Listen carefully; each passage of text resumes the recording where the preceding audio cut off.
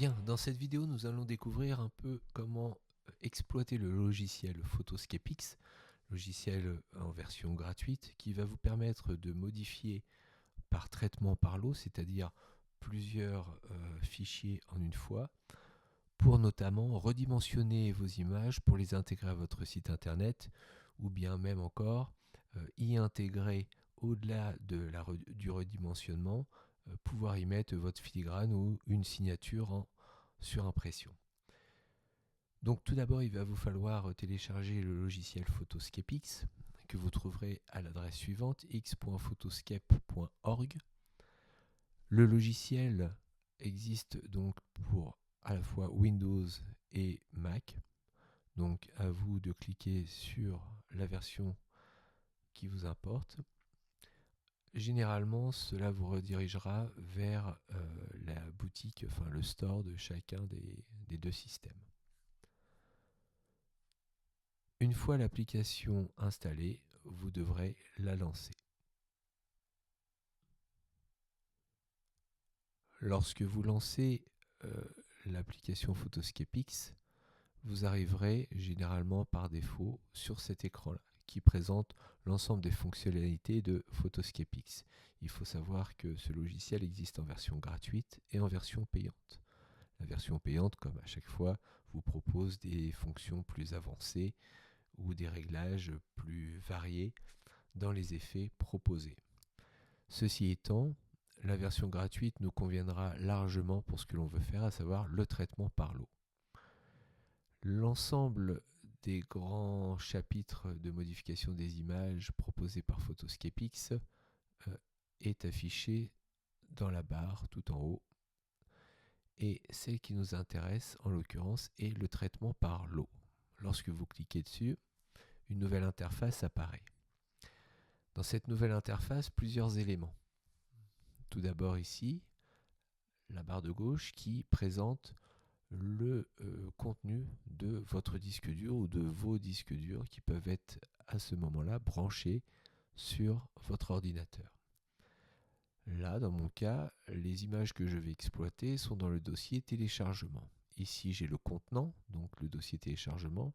Ici, j'ai le contenu, donc ce que contient le dossier téléchargement. Ici, j'ai ma fenêtre centrale. C'est ici que je vais déposer la photo ou les photos et tout va apparaître sous la forme d'un ruban dans la partie supérieure.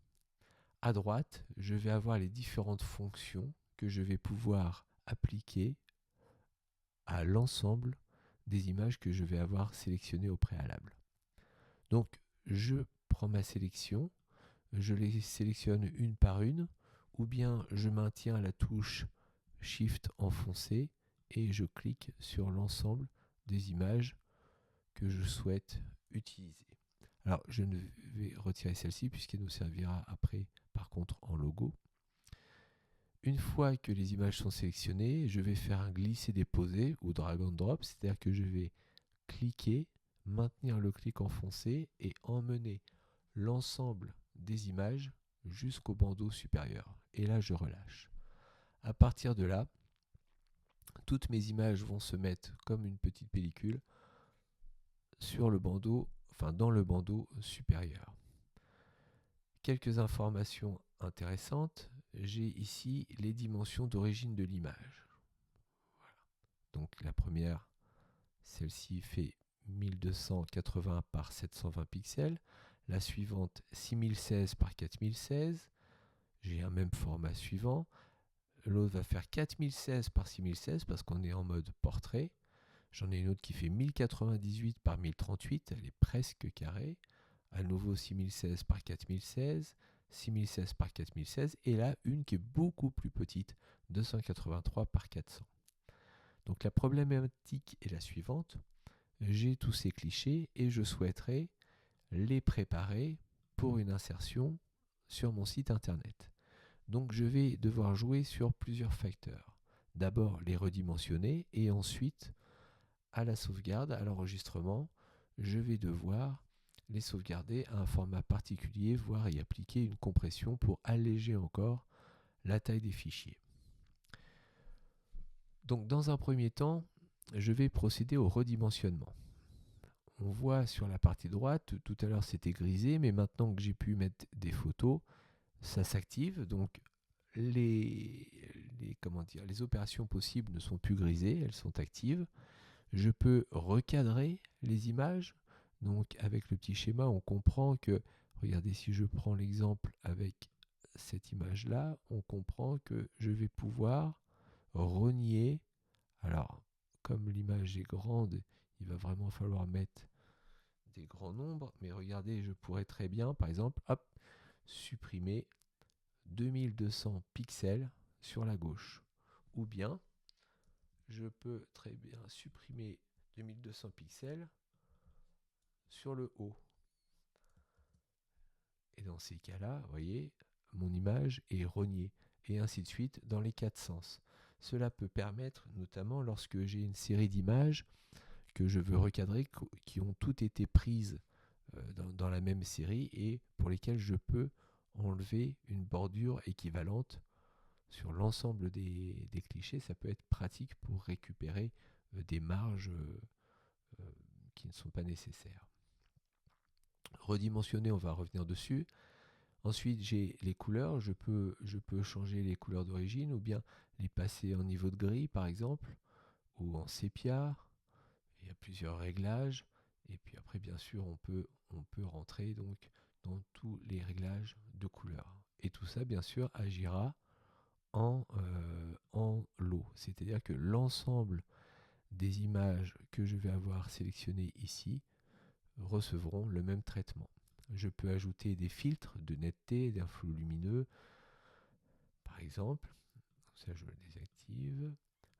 Un aspect de film. Donc, vous voyez, je vais cliquer sur le plus pour ajouter et je vais choisir mon filtre, en quelque sorte.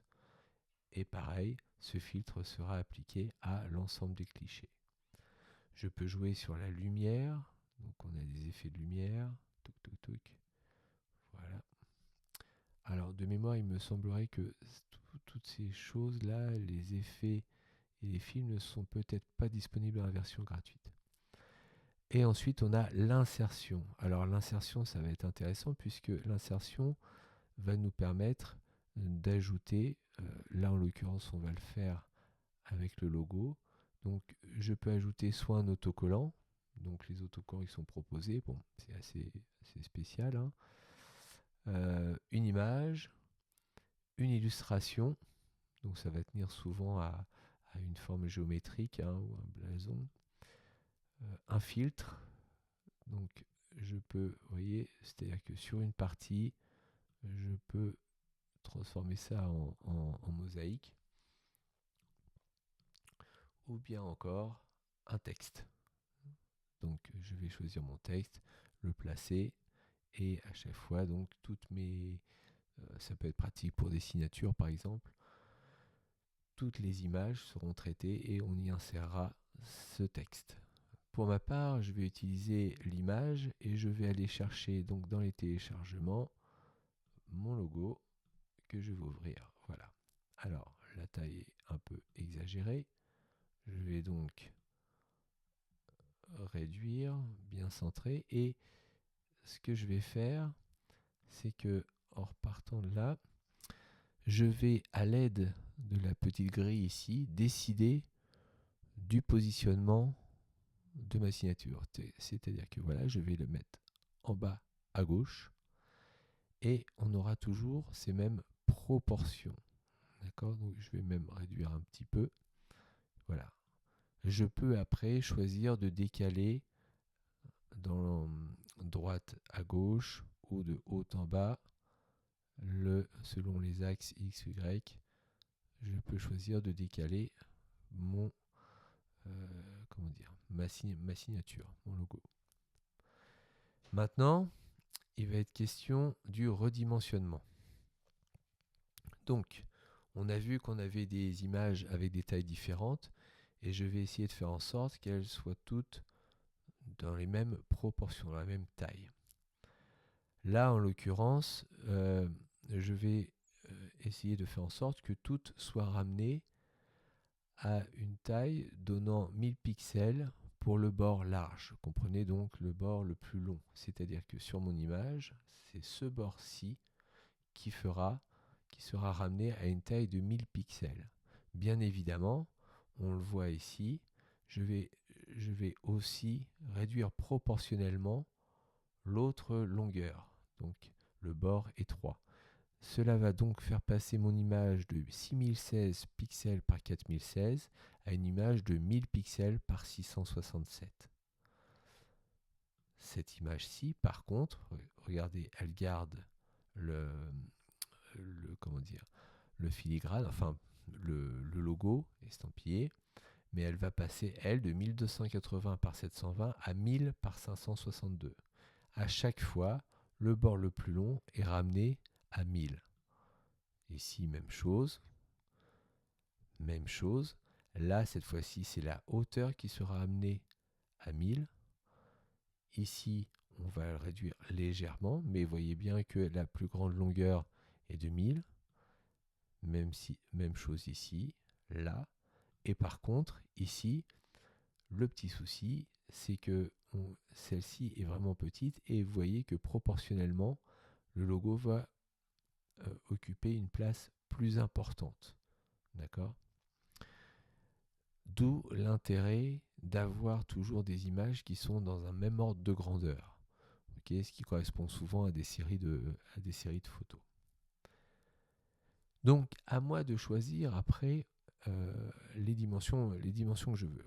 On a vu que généralement 1200 pixels, ça peut ne pas être mal. Donc, je vais me caler sur 1280 ou 1200 pixels. Je peux après choisir la taille que je veux. Donc ici, on va avoir une légère réduction. Là, par contre, on est toujours sur une réduction quand même assez conséquente. Et on voit bien qu'à chaque fois, tout est retaillé en fonction. Là, j'ai demandé 1200, mais elle ne fait pas 1200. Donc, on gardera toujours les dimensions maximales, puisqu'on est toujours dans la fourchette. Une fois que tout ça est géré, bien sûr, vous voyez qu'il y a différents paramètres donc, qui vous permettent de préciser une largeur ou une hauteur ou un rapport aussi. Je peux par exemple choisir de toutes les diminuer par 2. Donc là, hop, on passe de 1280 à 640. Là, on passe de 6016 à 3008. Mais vous voyez que dans les proportions, mon filigrane est plus petit. D'accord ? Donc c'est pour ça qu'il est important, mine de rien, d'avoir une constance dans les tailles données des clichés que vous mettez en ligne. Parce que là, à l'inverse, regardez, il apparaît beaucoup plus gros puisque je réduis de moitié, je garde mon logo, mais je réduis de moitié, je réduis de moitié la taille de mon image. D'accord ? Donc ça, c'est quelque chose d'important. Alors, maintenant, se pose la question de l'export de tout ça. Et puis, alors je vais juste revenir sur les bords larges en 1200. Voilà. Le truc, c'est que généralement, lorsqu'on a fait nos réglages, on aimerait pouvoir les sauvegarder pour pouvoir les réappliquer à une autre série d'images. Vous pouvez faire ce genre de choses en allant en bas, en cliquant sur plus et enregistrer les paramètres. Vous allez donc pouvoir ensuite enregistrer les paramètres en leur donnant un nom. Et ainsi, vous pourrez, lorsque nécessaire, les rappeler. Vous sélectionnerez juste vos photos comme on a fait là. Vous irez dans le plus, charger des paramètres. Vous allez chercher celui que l'on vient de créer. Vous ouvrez et automatiquement, il remettra l'image en surimpression et automatiquement tout sera réglé sur par exemple là un bord large de 1200 pixels. Donc il est important par contre de toujours laisser l'image que l'on met en surimpression dans le même répertoire parce qu'il va aller la chercher dans ce répertoire. Ok. Donc, une fois que cela est fait, tout est pré-programmé, on va pouvoir enregistrer. Donc, pour enregistrer, on va cliquer sur Enregistrer et on va faire nos derniers réglages. Idéalement, le réglage à faire va être le suivant, c'est-à-dire qu'on va choisir un format WebP pour le web, une compression de 85 qui semble être un bon compromis entre compression et qualité, et on va choisir de sauvegarder dans un sous-dossier, c'est-à-dire que là je suis dans téléchargement, tous mes fichiers sont dedans, donc on va créer un sous-répertoire automatiquement. Donc là, on va mettre, on va créer un répertoire que l'on va appeler par exemple image traitée. Hop, allez, image traitée. Et donc automatiquement, il va pouvoir tout redimensionner et exporter les nouvelles images dans le sous-dossier image traitée et non pas modifier les images d'origine qui peuvent être réutilisées après pour d'autres traitements. Je peux choisir donc soit de conserver le nom d'origine, c'est-à-dire que si j'ai un fichier qui s'appelle exemple.jpeg, il s'appellera encore exemple.jpeg. Je peux lui donner un préfixe. Alors je sais par exemple site, ok, underscore. Et donc on voit que les fichiers qui s'appellent par exemple exemple.jpeg seront maintenant étiquetés site underscore exemple, ou bien un suffixe. Site, bah voilà, transformation. Mais je ne pourrais pas faire l'un et l'autre. D'accord? Et puis après, je peux, par exemple, dans exemple, si je mets remplacement du texte E, voilà, par J, vous voyez, dans ce que ça donne, là, on voit que dans le nom de fichier, on a remplacé le E par un J. Je vais me contenter, moi, de mettre un préfixe. Je vérifie bien, donc je suis en format WebP, qualité WebP avec une qualité à 85. Ensuite, ça peut être un choix de préserver les métadonnées. Pour ceux qui sont concernés, vous ferez le choix ou non de les conserver. De préserver la date du fichier. Ça peut être intéressant dans certaines situations s'il y avait besoin de mémoriser ces infos. Et ensuite, je vais cliquer sur OK. À partir de là, le traitement va s'effectuer assez rapidement. Voilà. Et il va me proposer d'aller voir directement dans l'Explorateur ou dans le Finder sur Mac le résultat obtenu. Et j'ai donc ensuite, je vais avoir la fenêtre qui va s'ouvrir. Je suis bien dans un sous-répertoire. Donc je suis dans téléchargement, images traitées. Je suis dans le sous-répertoire et vous voyez qu'à chaque fois j'ai le préfixe site plus le nom du fichier d'origine. Et quand je regarde la taille de mes images, elles ont toutes été traitées avec un bord large de 1200 pixels maximum. Celle-ci n'a pas été agrandie puisqu'on n'a pas coché la case agrandir. Elle est restée dans sa dimension puisqu'elle est inférieure à 1200. Même chose pour celle-ci. Voilà, à partir de là, vos images sont traitées et vous pouvez les garder en tant que telles pour pouvoir les intégrer directement. Juste petite info, regardez, par curiosité, ici, j'ai cette image-ci. Alors, est-ce que je peux avoir... je ne peux pas l'avoir directement ici, donc je vais le voir là. Un clic de droite, lire les informations. Regardez, mon image fait 15 mégas. Quand je vais dans Images traitées, la même image, lire les informations, fait 284 kilos. Donc ça a été considérablement réduit. Ok. Voilà, donc à partir de maintenant, vous pouvez appliquer ces traitements par l'eau à l'ensemble de vos photos. Cela vous fera gagner énormément de temps. N'oubliez pas, lorsque vous les mettez sur votre site internet, de bien les répertorier, de bien les ranger. Et si vous voulez encore gagner du temps, essayez déjà de les nommer correctement. ou du moins avec une nomenclature qui vous permettra de les retrouver facilement avant de faire le traitement. Voilà.